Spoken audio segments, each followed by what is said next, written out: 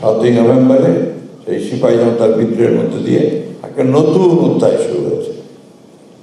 এবং শহীদ প্রেসিডেন্ট জিয়াউর রহমান সবসময় যে কাজটি করেছেন, বিভক্ত জাতিকে এক ঐক্যবদ্ধ করার চেষ্টা করেছেন এবং সফল হয়েছেন। এটা তার সেই সময়কার একটা বড় সাফল্য বলে মনে করি। আমি শহীদকে দেখি তার যে দর্শন, বাংলাদেশি জাতীয়তার যে দর্শন, তার সঙ্গে পলিটিক্সের তার যে কাজ, এটাকে আমি বলতে চাই পলিটিক্স অফ রিকনসিলিয়েশন, অর্থাৎ সকলকে নিয়ে একসাথে কাজ করার এবং একটা রিকনসিলিয়েশন করে সামনের দিকে এগিয়ে যাওয়া, অর্থাৎ ঐক্য করে সামনের দিকে যাওয়া। এটা ওই সময়ে সবচেয়ে বেশি কাজ করছে।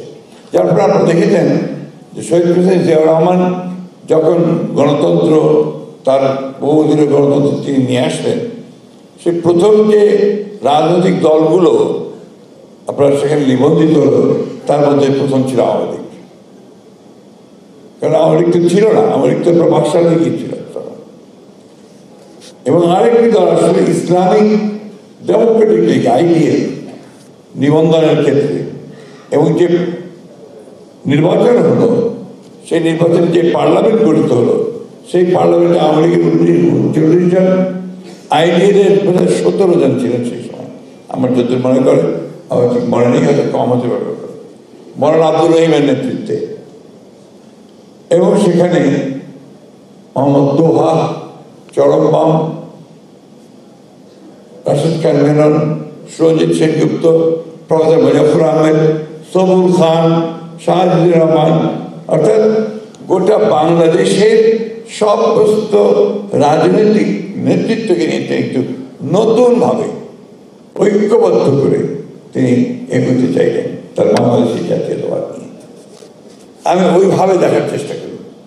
আমি সেজন্যই বলি যে নেলসন ম্যান্ডেলা ঠিক যেভাবে তার শত্রুদেরকে নিয়ে, রাজনৈতিক শত্রু প্রতিপক্ষকে নিয়ে, সবাইকে নিয়ে কিন্তু পলিটিক্স অফ রিকনসিলিয়েশন শুরু করেছিলেন, আমার প্রেসিডেন্ট সাহেব জিয়াউর রহমানও কিন্তু সবাইকে নিয়ে সেই পলিটিক্স অফ রিকনসিলিয়েশনের কাজটা শুরু করেছিলেন। এটা ঠিক বর্ণনা করা যাবে না শহীদ প্রেসিডেন্ট জিয়াউর রহমান কীরকম জনপ্রিয় ছিলেন, মানুষের থেকে কত ভালোবাসতেন। এই লোকটি যেন তার সব মানুষের কাছে যেন একটা তাদের একটা আপনার ত্রাণকর্তার মতো উপস্থিত হয়ে গিয়েছিল। আমি বক্তব্য খুব সংক্ষেপ করব, যে কথাগুলো আমাকে সবসময় মনে হয় সে কথা বলতে চাই। কারণ উনি যেদিন শাহাদাত বরণ করলেন, সেদিন তো মনে হলো যেন গোটা বাংলাদেশ একেবারেই আপনার নিমজ্জিত হয়ে গেল অন্ধকারে। আপনার ওই সময় টাইম ম্যাগাজিনে আপনার ফ্রন্ট পেজ ছবি ছাপা হয়েছিল। সেই ছবিতে ছিল একটা রিক্সার পেছনের ছবি, এবং সেখানে আপনার জিয়াউর রহমানের ছবি।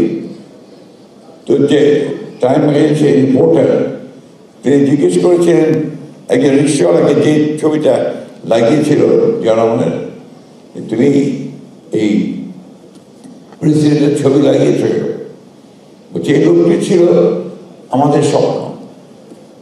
আমরা একে দেখেই মনে করছিলাম যে আমরা এই দেশটা আবার বেঁচে উঠবে, জেগে উঠবে। আজকে সে চলে গেছে, মনে হচ্ছে আমরা সব অন্ধকারে চলে গেছি। এইরকম সৎ ভালো লোক আমরা আর পাবো কিনা সব।